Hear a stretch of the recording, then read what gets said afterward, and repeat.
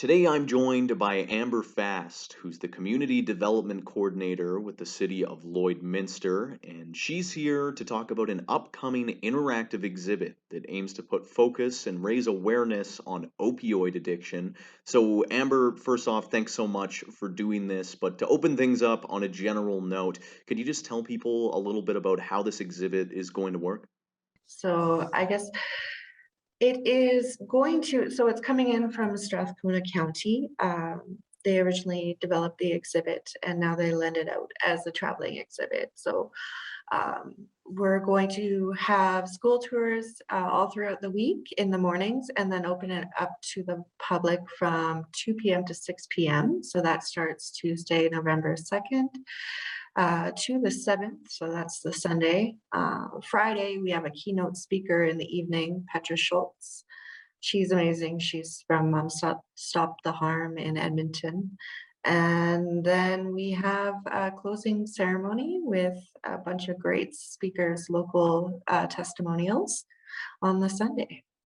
And as you mentioned, though the exhibit was originally developed by Strathcona County, it has been localized here. So I wanted to ask how this iteration of it is unique to the border city. So we have gathered some statistics, local and provincial statistics, in order to show locally what the opioid crisis is doing to our community, and then we also have those testimonials from local people in our residents in recovery program, and also some speakers from the Equisquete. I don't want to mispronounce that, but the Healing Lodge in Onion Lake. So they work there and they work with a lot of people that are dealing with addictions and do amazing work. So that's how we're bringing it locally. The opiate crisis is national, international.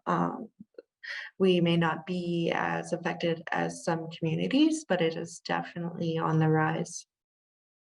And you've mentioned that this is an interactive experience. So, how exactly are people going to engage with the exhibit? So when you come in, you'll see the local statistics. We have recorded voice stories from local people that have experienced opiate addiction and recovery. And then what you do is you come in and there will be three characters. You pick a character. They're based on real stories, um, but they are fictional characters.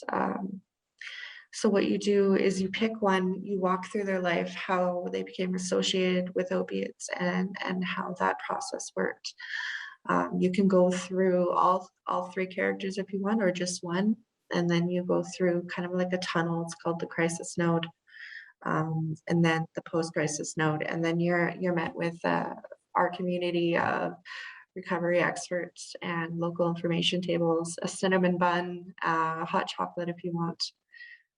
So, and throughout the exhibit, there's different questions and interactives that you can play with and touch. Of course, we have hand sanitizer at each station, but I think it's going to be, I think the interactive part is really important to have people engaged. And just for the people who are watching at home, where and when is this exhibit going to take place? And where can they go online to maybe learn more? So if you go to lloydminster.ca/opiates, it'll bring you to the event page. It'll have the itinerary. It will give you a chance to register for the live Zoom for our keynote speaker. That way she'll be fielding questions after and you can interact with her. And it also gives you times for our opening and closing ceremonies. Thanks so much for your time, Amber.